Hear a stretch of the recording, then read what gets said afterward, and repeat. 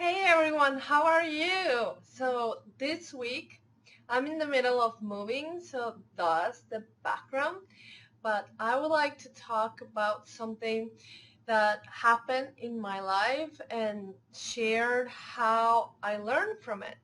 So if you feel that in your life in any way you're being affected by the decisions your parents made, maybe they're no longer together, and I wanted to talk about some of the lessons I learned from my parents' relationship after they're no longer together in their journey.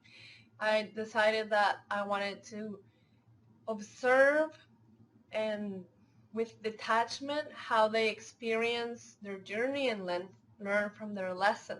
And if you're someone who's going through parent separation, divorce, or any instability and dysfunctional cycles, maybe your family is going through some dysfunctional behaviors and things that you observe that you're having a hard time dealing with. I wanted to give you some tips on how you can cope with that in a healthy, resilient way. So stay tuned.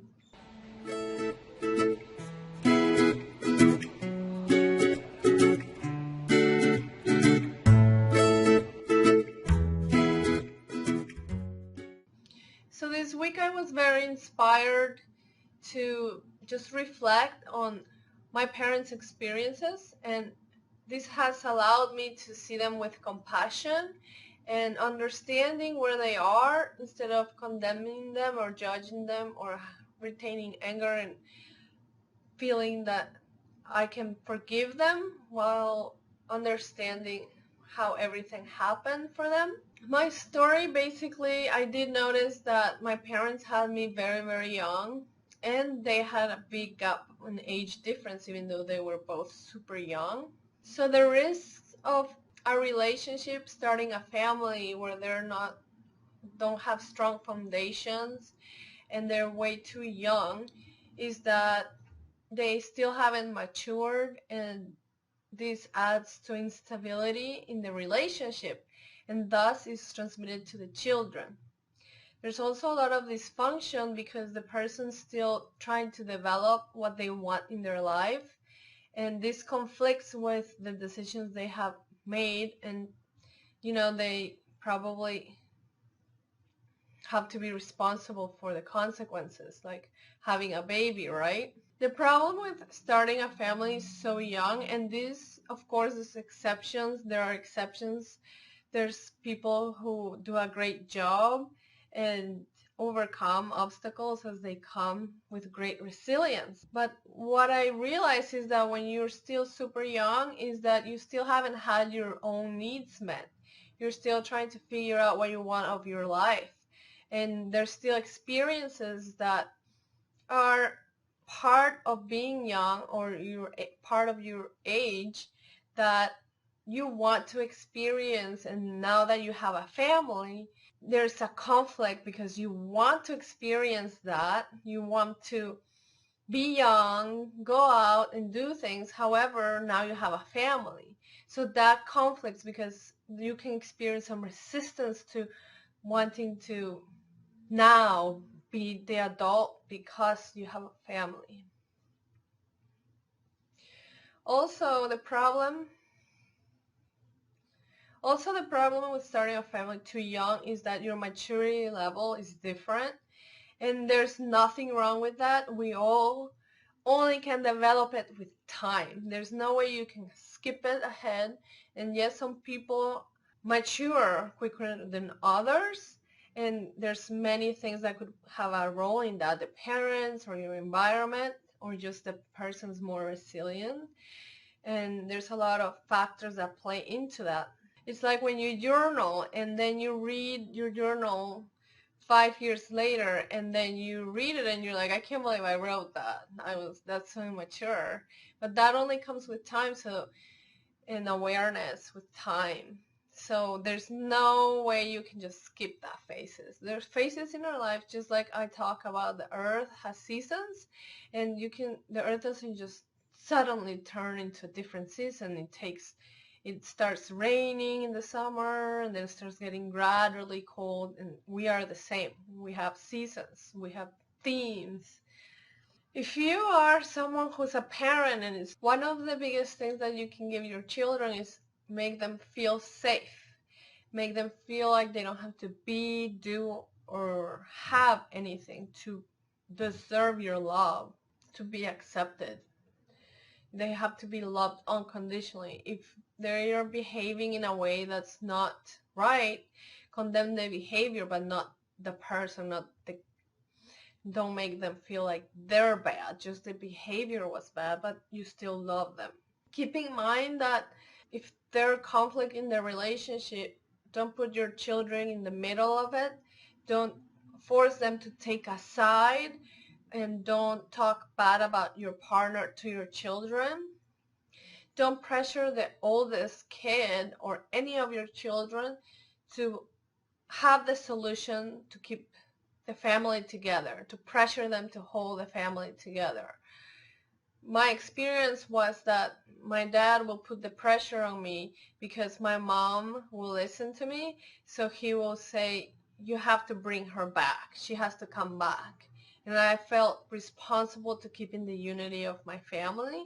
So just keep in mind that it's your parents' responsibility, and don't put a burden of in you of fixing the dysfunction, of fixing the relationship. All you have to be responsible for is your own relationship with your mom is individual and independent. The same, the relationship with your dad is independent and individual. If you're a parent who's watching this video and you have made mistakes, like we are all going to make, that's part of life, is that and your child has experienced traumatic events or things that you regret they had to experience, the worst thing you can do is shut the door on them and get defensive and put a wall and make it something that is unspokeable. So what the best thing you can do is not close the door to those conversations. Yes, they're uncomfortable, and makes you angry to hear what happened to your child, but at the end, what we are seeking, we know we can't go to the past and fix the mistakes we made sometimes. Some things are unfixable. And what we are really seeking is to be validated. We're not seeking you to bash you. We're not angry at you. Well, maybe a little bit. If you don't validate them, we will be a little bit angry. We're not doing it to judge you or make you feel bad. We're doing it because we want to just validate it. And the way you can validate and will make a difference is when you acknowledge that it happened and you say, knowing what I know now, I would have done things differently and I'm sorry. And that's validation. And that's what it hurts a lot of children as they become adults, is that this was never validated, it's never talked about, and it creates a lot of dysfunction and resentment. And don't create stories in your head to justify anything that happened. Be careful of the stories you're telling yourself to justify things that happen. All you have to do is listen, and all you have to say is acknowledge that it happened, and that with the knowledge you have now, you would have not let it happen, for example. I love Esther Hicks' message when she talks about how contrast in our life teaches us desires. So when we experience painful things, things that we don't want, and we sometimes feel like victims, we feel angry that we had to go through some things. But if you just reframe the way you see them as experiences that showed you exactly who you don't want to be, the things that you don't want to do, the things you don't want to repeat with your own family, then it was purposeful. So see your parents, if they had dysfunctional patterns, just as a guidance system of something that you don't want to be and you don't want to do. Make them your greatest teachers. And that's something that I heard Wayne Dyer say about his own father, who just abandoned him since he was little, and his father turned to alcohol, and he suffered a lot of neglect because of it. And he always talked about his father as my greatest teacher, and he made sure he did the opposite with his own family. So you can write down in a piece of paper what lessons are you taking away. If you're going through it right now, write it down and say, I never want to make my children feel this way. And write it down so you can revisit it later. Sometimes it's so easy to forget things that are important or were important for us. Don't suppress your emotions, don't shove them down, or don't cover them with positivism. I know a lot of us don't have one of our parents or both parents, and this drives us to feel sad about ourselves or bad about ourselves because we don't have them. But what you can do is, for example, if you don't have your mom right now or you haven't had her, instead of waiting for that day that she decides to come back to your life, with a lot of love, I'm here to tell you that that might never happen. And it's one of those harsh truths that as soon as we face them, we can set ourselves free. So instead of waiting for them to be something that we wish they were and romanticize them, accept them as who they are, and you can be the mother for your inner child who lives within us, and it's an energy, and it's still us. So just you can mother yourself, you can love yourself, you can mother that inner child within you. And you can even visualize yourself, you're rocking yourself with love. You're soothing yourself with that motherly love that you so much desire. One of the things that made me really forgive my parents was that coming to the realization that when I just out of curiosity asked them and really tried to understand them, where they coming from, why they were the way they are, it had a lot to do with generations of dysfunctionality that was inherited to them. If you think about it, and this is a video that's going to be part 2 of this video, by the way, where I'm going to talk about conditioning next time. But I will allow you to let go. At least forgiveness is hard and it's something we do every day, not something that we just do and forget about it. It's something we have to do progressively with time, and just holding the intention will make it happen. But if you can't forgive, at least stop trying to hold that grip so hard and hold the intention that one day you will forgive, and then you will stop holding that grip so tight, and little by little it'll stop releasing. And what I found with my parents is that they are a result of their parents, and their parents were a result of their parents. So when I see my parents now, when I'm angry at them or they do something that I think they shouldn't do, for example, I just visualize them as when they were kids. I see them as that little kid who had that parent who did certain things that made them who they are, and I see them with compassion now, and I can see how they're hurting, and they're a product of their parenting and their life environment. So that compassion allowed me to stop holding that grip so hard and start letting it go, because I realized that they're also hurting.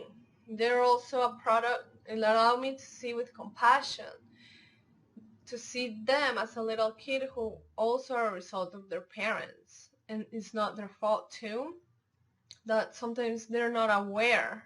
So they did the best with what they had, and they did the best with what they knew.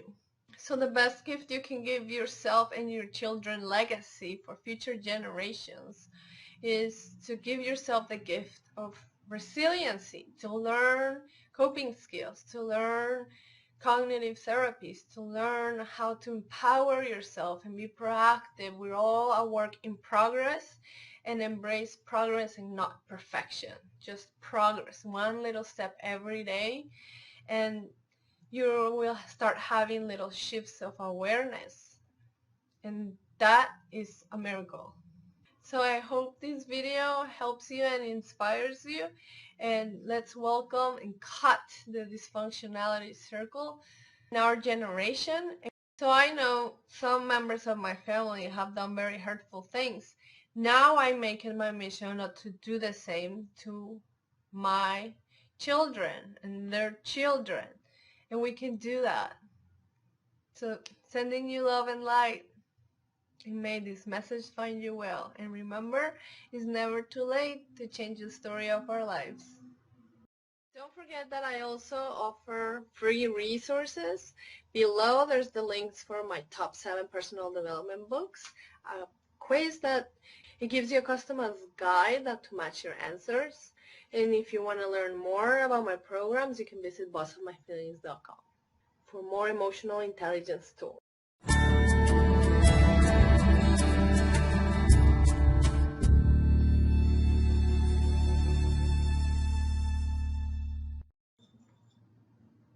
Oh, you want to be in the video too? He wants to be in the video too. Hi, Cosmos.